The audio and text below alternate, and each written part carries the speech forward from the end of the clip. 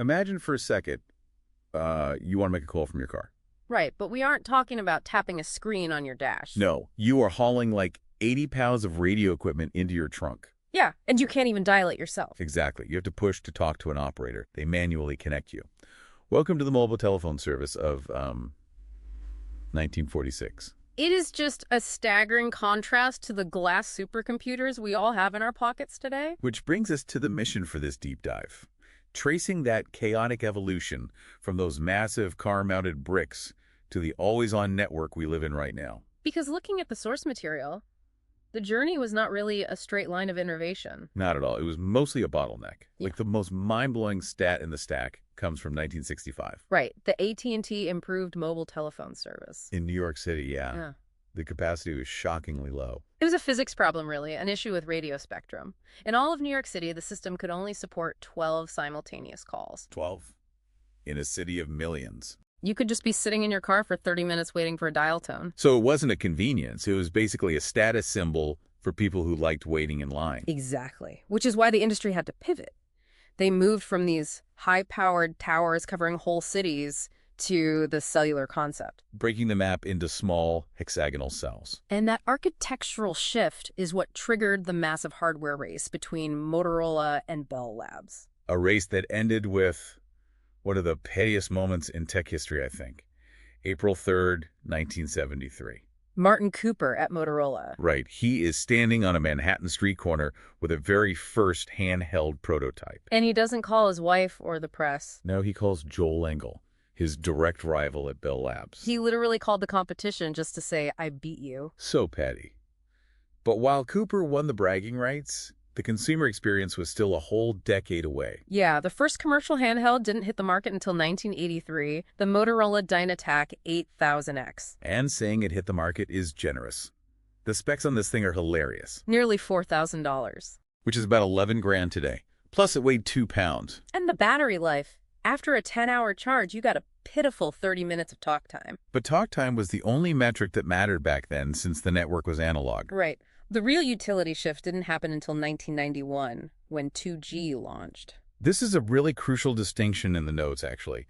2G wasn't just about audio quality. It was the shift to digital. Exactly. It introduced encryption so people couldn't just listen in on your calls with a radio scanner. And it gave us SMS. The first text said Merry Christmas and was sent in 1992. Basically paving the way for asynchronous communication. It also opened the door for data. Incredibly slow data, but data nonetheless. Which leads to a massive misconception. Ask anyone to name the first smartphone, and they immediately say the iPhone. But the IBM Simon beat Apple by 13 years. Released in 1994, it had a touchscreen, an email, and a calendar. A smartphone before the term even existed. It flopped commercially, but the tech was absolutely there. Totally ahead of its time. Although the 90s were really defined by the Nokia 6110 in 1997. Not smart in the IBM sense, but it had Snake. Yes. It proved a phone could be an entertainment device and not just a boring business tool. That convergence of business and entertainment really kicks into high gear with 3G around 2001. Making the mobile internet genuinely usable and fueling that whole BlackBerry addiction phase. Until 2007 happens.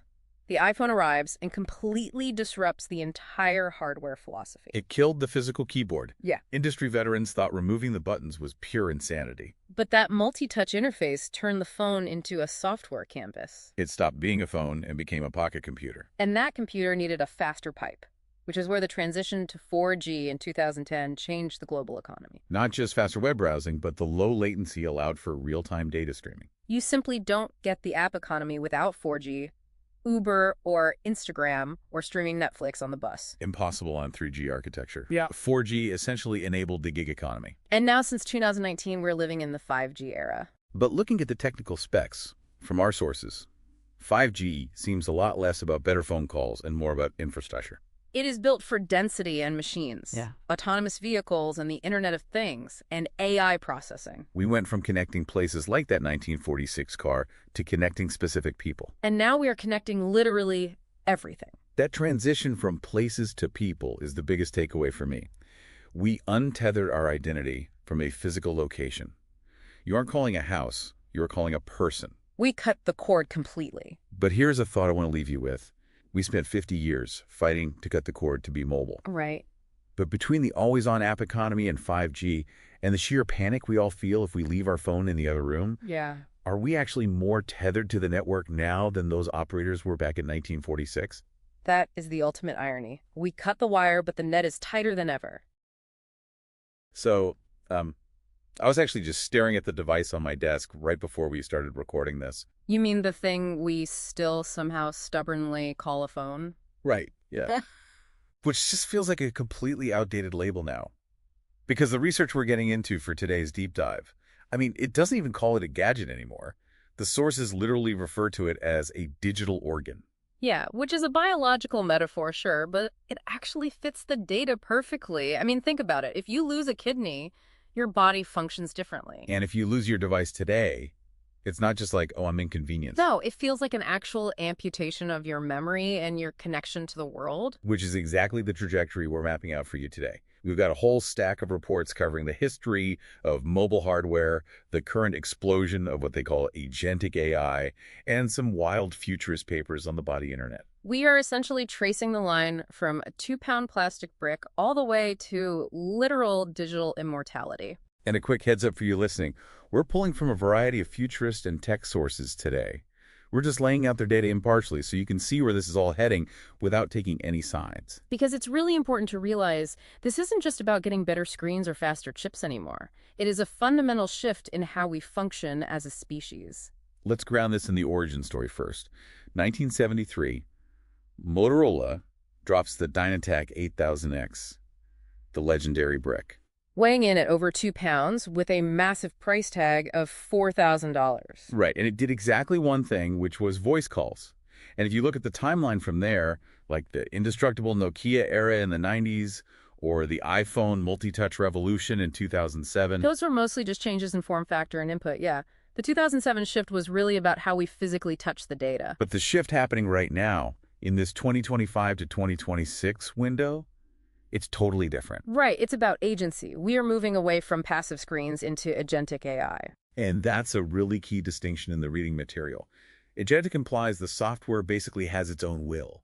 It's not just sitting there waiting for you to tap a button. Exactly.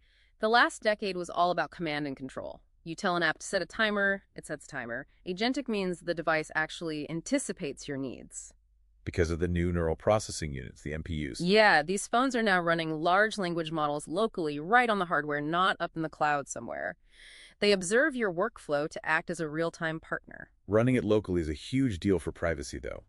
Because if the AI is anticipating my needs, it inherently has to know everything about me. Which is exactly why that local processing is mandatory now.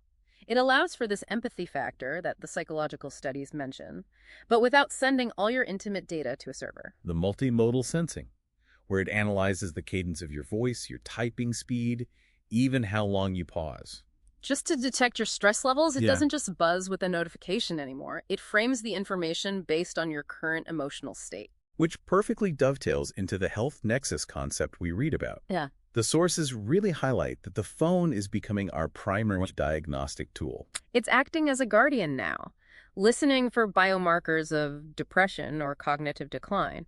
And what's fascinating is that as the software gets more rigid and protective of you, the hardware is doing the exact opposite. It's becoming fluid. We're seeing that with the rollable displays and those self-healing polymers hitting the premium market. Structural fluidity. But honestly, the hardware becoming disposable or self-healing is just a signal. The physical object matters less and less because all the value has shifted to the digital twin inside it. This is the part of the deep dive that completely grabbed me, this concept of the digital soul. It's the logical endpoint of all this data collection. Your device holds a perfect record of your voice, your syntax, your sense of humor, your memories. And the sources introduce a very specific, slightly creepy term here. Thanid technology. Thanid technology, Yeah. the technology of death. Specifically using that massive data set to create an active persona after you pass away. So we aren't just talking about a static photo album or old home videos. No, we're talking about an AI that can generate completely new commentary and hold conversations in your specific style. Meaning your great-grandkids could literally have a group chat with you based on the text you're sending right now. Theoretically, yes. It completely blurs the line between memory and presence. You essentially become a digital node that never goes offline. Speaking of nodes, the futurist papers suggest we might just ditch the hardware entirely to achieve this. The body internet. The YR technology, it's wild. It abandons the traditional radio waves we're so used to. Because it relies on the fact that the human body is actually a really great conductor. Right. YR sends data signals directly through your skin rather than through the air. You touch a sensor or shake someone's hand, and data transfers securely because it stays confined to your body. So the phone just dissolves into implants or wearables. Yeah. And we finally hit that ultimate integration point from the outline, thought-to-text interface. That is the holy grail for these developers, dissolving the barrier between biological consciousness and digital data. You don't even type anymore, you just intend to communicate. It's a staggering evolution when you step back. We went from simply connecting two voices with a plastic brick to having our daily stress managed by an algorithm. To potentially becoming the internet ourselves. It completely redefines what it means to be online. It's no longer a place you go, it's just what you are. Which leaves us with a lingering thought for you to chew on today. If your phone is currently scraping all this data to eventually build your permanent digital afterlife, Are you actually comfortable with the person you are in your group chats right now? because that might just be the version of you that lives forever. Thanks for taking this deep dive with us. Okay, let's unpack this. We're holding devices right now that are essentially, well, they're peaking. Yeah, the whole glass slab era is definitely winding down. Right. And looking at the research for this deep dive, it outlines a massive evolution in mobile tech from 2026 to 2035. We aren't just looking at better screens either. No, it's the literal extinction of the smartphone as we know it. It really is a fundamental shift. We're moving from a device you just stare at to a system that watches out for you. Transitioning from reactive tools to proactive life companions. And eventually, biological command centers. Which is wild. Let's start with the immediate future, the software layer. The shift to agentic AI. Right. And this isn't just about better voice recognition, is it? It's about agency. Exactly. Think of the smart assistants you use right now. You basically have to micromanage them. Set a timer, call mom. Right, but between 2026 and 2030, the agent takes over. The key differentiator is autonomy. The research highlights a travel scenario that perfectly illustrates this. It goes way beyond just booking a ticket. It's solving a problem, not just executing a command. It sees the meeting in Chicago on your calendar. Checks your budget, knows you hate middle seats, and just handles the transaction locally. Without you even opening an app. And because of edge computing, it's doing this on device, keeping your financial data completely private. And the hardware is evolving to match that seamlessness. We're finally seeing the death of mechanical failure points. No volume rockers, no mute switches. Right. It's the unibody concept taken to its absolute limit. By 2027, we expect solid-state haptic frames. So it feels like a click to your thumb. But it's actually just pressure sensitivity and vibration. It makes the device a completely sealed, waterproof slab. Plus, with the perfection of Z-Fold and rollable tech, that pocket brick can finally expand into a proper workspace when you need it. But looking past 2030, the research suggests the phone starts leaving our hands entirely. This is the shift to spatial computing, right? The phone basically becomes a compute puck. Exactly. It stays in your pocket or your bag and acts as the processor for lightweight AR glasses. So you aren't looking at a screen. The interface is just beamed into the world around you. But if the phone is in your pocket, the interaction has to change. Because we can't be tapping a screen we can't see. That's where neural interfaces come in. We're seeing the rise of EMG wristbands, which is electromyography. These are the sensors that detect the electrical signals from your muscles. Right. You could control your interface just by twitching a finger in your pocket. To an observer, you're just standing there, but digitally you're answering emails. It's almost telepathic. It is. But here is where it gets really interesting for you listening, especially if you're interested in life extension and legacy. The biological command center? Right. If we have sensors sensitive enough to pick up neural impulses from a wrist. We have sensors sensitive enough to monitor our biology. It's the pivot from the quantified self, like counting steps, to legitimate life extension. By 2035, the device is focused on preserving your mind and protecting your body. The research mentions spectroscopy, using lasers to track blood glucose and cancer markers right through the skin. No needles. Exactly, but the nanobot integration is what really stands out to me. The phone acts as a localized server for them, right? A comms hub, yeah. Nanobots are too small to have powerful transmitters. So they gather data inside you, ping your phone. And the phone's AI analyzes that data to issue repair commands back to the bots. It's a closed-loop cellular repair system for your body. Not to mention the AI detecting microfluctuations in your gait or voice to predict Alzheimer's years in advance. It turns healthcare from reactive to predictive.